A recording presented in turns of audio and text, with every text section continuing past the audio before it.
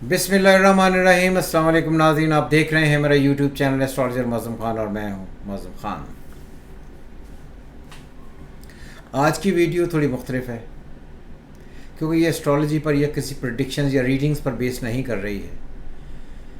इस वीडियो में मैं आप अपने सब जानने वालों को अपनी ज़िंदगी के कुछ ऐसे हिस्से बातें बताऊंगा जो मेरी ज़िंदगी का बहुत ख़ास हिस्सा है।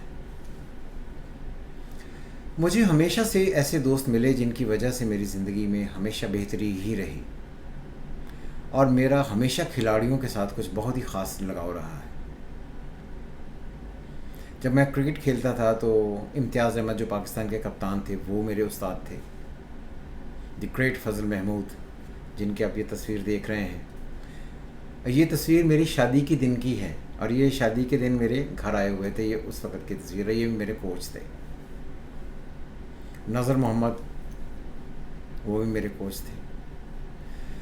इन सारी चीज़ों के बावजूद भी मुझे क्रिकेट हमेशा से बहुत ही अच्छी लगती रही।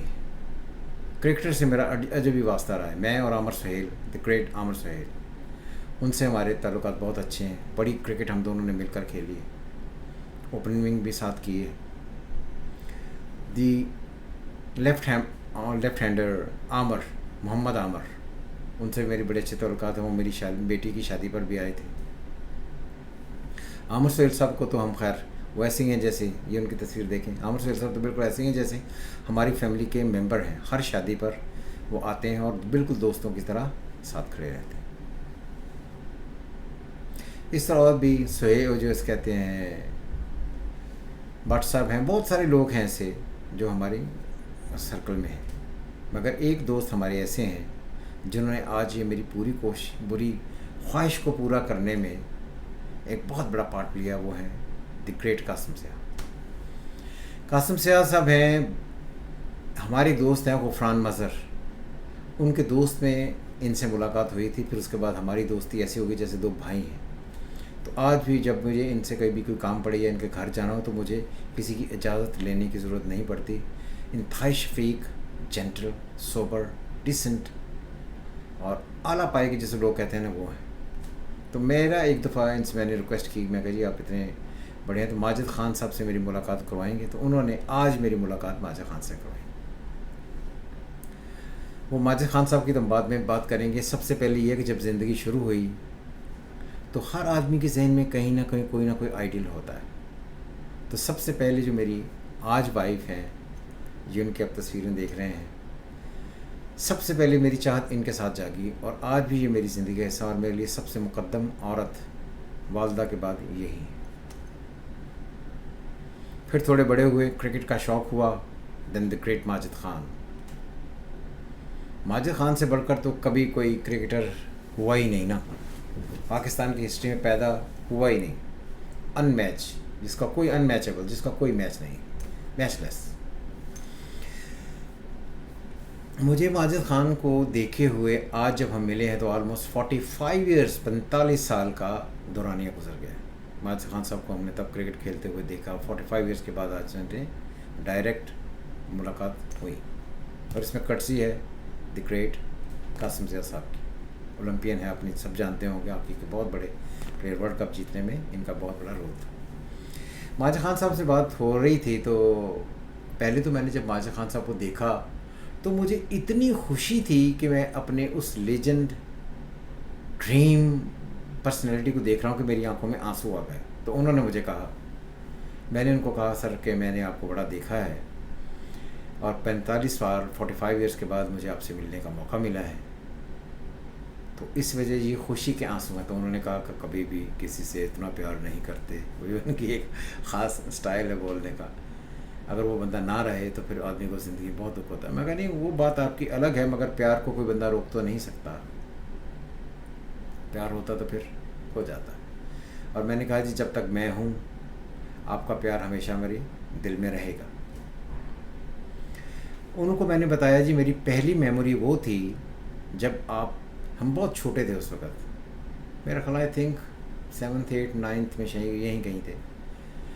उस वक़्त आप हैट पहने बैटिंग कर रहे थे सिडनी ऑस्ट्रेलिया में और डेनिस लिली आपको बार बार बाउंस कर रहा था और आपने 2 उसको छक्के मारे थे। तो जब वो मैच ख़त्म हुआ तो आपने वो हैट उतार कर डेनिस लिली को दे दिया। उन्होंने फिर आगे मुझसे कहा कि वो आपको पता है वो हैट वाला किस्सा क्या है? मैं कहा जी मुझे नहीं पता।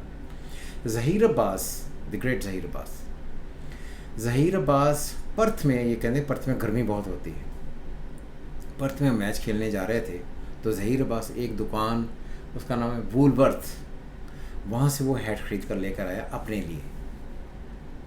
तो मैंने उससे पूछा कि ज़हीर तुम ये हैट कहाँ से लेकर आए हो?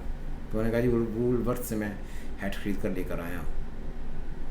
ने कहते मैं भी गया, मैं भी नेक्स्ट ईयर हैट पहन कर गया, लिया, ख़रीद कर लाया। मैंने ज़हीर को पूछा कि आपने ज़हीर साहब ये हैट क्यों नहीं पहना हुआ? कहते वो मैंने असल में गलती से उसे धो दिया था और वो सिकुड़ गया। तो फिर माजिद खान साहब कहते हैं वो मैंने हैट लिया वूलवर्थ का और वो मैं पहनता रहा जब तक, मैंने कहा हाँ, मैंने कहा जी उस पर वो मैंने देखा था उसके पसीने के मार्क्स भी थे। कहते हाँ। कहते फिर वो हैट मैंने डेनिस लिली को दिया और डेनिस लिली की बेगम ने क्या किया कि उस हैट को वॉशिंग मशीन में धो दिया। तो कहते जब मुझे लिली बहुत सालों के बाद मिला तो मैंने लिली से पूछा कि वो हैट का क्या किया तूने? तो लिली ने कहा जी वो हैट मेरी बेगम ने वॉशिंग मशीन में धो दिया तो मैं अब उसके टुकड़े जोड़ रहा हूँ। तो ये उसके पीछे बात थी। तो यहाँ तक माजिद खान साहब से हमारी बहुत ही लंबी मुलाकात हुई और मैं और माजिद साहब, कासिम ज़िया साहब, हम तीनों कटसी कासिम ज़िया साहब की, कि तकरीबन 1-1.5 घंटा वहाँ पर बैठे रहे और वो वही माजिद साहब का बिल्कुल सेम सिंपल वही स्टाइल, वही आवाज़, वही जोश, वही स्ट्रेंथ, वही पैशन।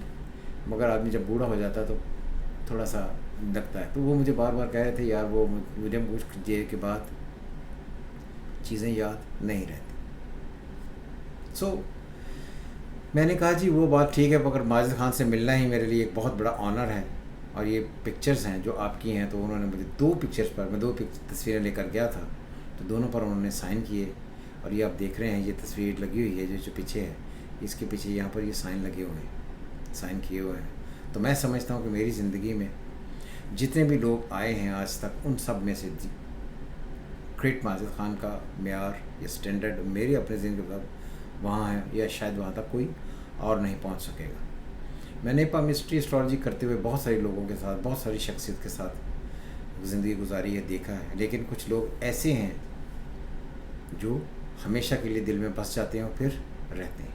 उन पहली मैंने आपको कहा मेरी बेगम। सेकंड माजिद खान, उसके आप देखें ये माजिद खान साहब की तस्वीरें हैं जो पीछे चल भी रही हैं और आप देख रहे हैं कि माजिद खान की तस्वीरें स्विच कर रही हैं। ये मुझे बड़ा ही शौक़ था कि माजिद खान साहब से मिलूं, उन्हें अपने सीने से लगाऊं, एक जफ्फी डालूं पंजाबी में जिसे कहते हैं। उन्होंने एक वाक़या और भी सुनाया, कहते हैं आपको पता है ये कि जहाँ आज मीनार पाकिस्तान बना हुआ है यहाँ पर पहले क्या होता था? मैं जी हमें क्या पता। कहते यहाँ पर काइट फ्लाइंग जो थी, जिसका उन्होंने दुग्गल एक लफ्ज़ बोला, वो पतंग होती है ख़ास किस्म की। तो मैंने कहा जी आपको तो हर चीज़ का पता है, दुग्गल का भी आपको पता है। तो कहते हैं हमने बड़ी ज़िंदगी गुजारी तो वो मैं दुग्गल उड़ाता था। वहाँ पर काइट फ्लाइंग के मेले हुआ करते थे, हर फ्राइडे सैटरडे संडे वहाँ पर एक मीटिंग्स होती थी जिनमें इनाम तकसीम किए जाते थे। तो इस तरह उस जगह पर जहाँ पर आज मीनार पाकिस्तान है वहाँ पर काइट फ्लाइंग के ग्राउंड हुआ करते थे। इस तरह की बहुत सारी बातें हैं जो हम आपसे with the passage of time share करते रहेंगे और ज़िंदगी आगे चलती रहेगी। थोड़े से और बड़े हुए, जवानी का दौर आया, जीवन से भरी तेरी आँखें मजबूर करें जीने के लिए, शर्मिला टैगोर। अगर आप इस तस्वीरें देखें तो शर्मिला टैगोर साहब से प्यार हो गया, उनसे मिलने में बॉम्बे चला गया। वो आगे की स्टोरी फिर डिफरेंट है। बहरहाल उनसे भी मुझे बहुत शिद्दत का प्यार जो आज तक ऐसा है। फिर चौथा राजेश खन्ना। ओहो, राजेश खन्ना के आपने मेरी वीडियोस भी देखी होंगी, उसमें मैंने एक वीलॉग भी बनाया था जिसमें मैंने राजेश खन्ना के साथ अपनी मुलाकात का जिक्र किया था। वो भी कमाल ही आदमी है। मतलब मुझे अच्छी तरीके से याद है जब मैं उनसे पहली दफ़ा मिला तो उन्होंने मुझे कहा, ऐसे देख कर कहा, आज बहुत दिनों के बाद मुझे आज कोई देखने आया। तो वो मुलाकात भी खैर एक्स्ट्रा ऑर्डिनरी थी। और 5वां द ग्रेट ब्रूस ली। आपने देखा होगा कि जब थोड़ा सा और बड़े हुए, यूथ से थोड़ा सा आगे आए, तो ब्रूस ली की फ़िल्म लगती थी। ये ब्रूस ली की आप देख रहे हैं तस्वीरें। रेक्स सिनेमा होता था स्टेशन के करीब, जो अब नहीं है। उसमें ब्रूस ली की फ़िल्म लगी the way of the dragon. तो आप बड़ा हैरान होंगे, मैंने 20-21 दफ़ा वो फ़िल्म देखी थी। 20-21 दफ़ा मैंने जाकर the way of the dragon देखी। और इसलिए आज भी, उसके बाद भी मैंने मेरे को 50 एक दफ़ा देख ली होगी। The way of the dragon, the enter the dragon, ये सारी फिल्में प्लाजा सिनेमा और रेक्स सिनेमा में लगती थी। हमने इतनी दफ़ा देखी, और वीडियो तो पता नहीं कितनी दफ़ा देख ली। तो ये सारे लोग आज तक, जो लोग मुझे आज दी अल्टीमेट 5 मेरी ज़िंदगी में हैं, वो यही हैं। और भी बहुत सारे ऐसे हैं जिनकी, कई ऐसे हैं, औरतें हैं, मर्द हैं, जिनकी आवाज़ मुझे बहुत अच्छी लगती है। एक हमारी कराची की हैं, उनका नाम मुझे अब याद नहीं, लेकिन हम उन्हें प्यार से मीना कुमारी कहते हैं। उनकी आवाज़ बिल्कुल, जब वो बोलती हैं तो मुझे लगता है कि ये कोई मीना कुमारी बोल रही है। अगर आप मीना कुमारी की आवाज़ सुने तो बहुत मुख्तलिफ है। 2 एक्ट्रेसेस इंडियन हिस्ट्री में ऐसी गुजरी हैं जिनकी आवाज़ें बिल्कुल मुख्तलिफ हैं दूसरी एक्ट्रेस से। एक मीना कुमारी और दूसरी शर्मिला टैगोर। इन दोनों की अगर आप आवाज़ें सुनें तो औरतों जैसी, इनके मुख्तलिफ एक्सेंट हैं, इनकी आवाज़ें डिफरेंट हैं, इनका लहजा डिफरेंट है, बोलने का अंदाज़ डिफरेंट है। तो इसलिए मुझे आवाज़ से भी प्यार हो जाता है। मुझे लोग अच्छे लगते हैं। मुझे आम तौर पर लोग होते हैं कि जो लोगों से बहुत नफ़रत करते हैं, तो मुझे कभी लोग नफ़रत वाले, मुझे कभी नफ़रत नहीं आई। मुझे हमेशा लोग अच्छे लगते हैं। इसलिए बहुत सारे लोगों के साथ मैंने बहुत दिल से, बहुत लंबे लंबे अरसे के लिए प्यार किया। इसलिए आवाज़ की बात हो रही, मैंने पहले भी कहा, हमारी एक और हैं, उनको कैंसर है मगर ज़िंदा है अभी, लेकिन फिर भी उनकी आवाज़ सुनने को भी मेरा बहुत जी चाहता है। और उनकी आवाज़ भी मुख्तलिफ है। उनकी आवाज़ में एक ख़ास किस्म का स्पार्क है, जो कानों को लगता है कि कोई मज़ा आ रहा है सुनकर। एक नई रोशनी, एक नई ज़िंदगी लगती है उनकी आवाज़। सो इसलिए बहुत सारे लोग वो लोग हैं जिनको मैं देखता हूँ, देखने के बाद उनकी अदाएँ पसंद आती हैं, लेकिन जो अल्टीमेट 5 हैं वो मैंने आपको गिनवा दी। सो इसी उम्मीद के साथ कि आपकी ज़िंदगी में भी जो लोग हों वो आपको मिलें। मैं ब्रूस ली को तो कभी नहीं मिला, लेकिन मैं उसका वो एक स्टैचू लगा हुआ है, आपने देखा होगा ऐसे करके, वो हांगकांग में। तो वो स्टैचू देखने में हांगकांग गया था। मैं अमेरिका जब भी गया, सिएटल में उनकी कब्र है, तो इंशाल्लाह जाकर वहाँ पर भी एक व्लॉग बनाऊँगा और ब्रूस ली को भी एक ट्रिब्यूट हम देंगे। सो इसलिए अपनी ज़िंदगी के 4 लोग जिनके साथ मैं मिला, बहुत अच्छे लगे। एक रह गया ब्रूस ली, उसको फिर ज़िंदगी में कभी मिलेंगे। तो मेरी इसी ख्वाहिश के साथ कि आप सब लोग खुश रहें, अपनी ज़िंदगी में अपने तमाम चाहने वालों के साथ प्यार करें, वो आपको मिलें, आपकी ज़िंदगी खुशहाल हो और आप खुशियों से आपका भरा रहे, दिल भरा रहे, आपको ज़िंदगी में कभी मायूसियाँ ना हो, और जिनसे आप प्यार करें उनको हासिल ज़रूर कर लें। यही मेरी दुआ है, इसी उम्मीद के साथ कि आप सब खुश रहेंगे। अपनी याददाश्तें पूरी करने के लिए पूरी कोशिशें करें।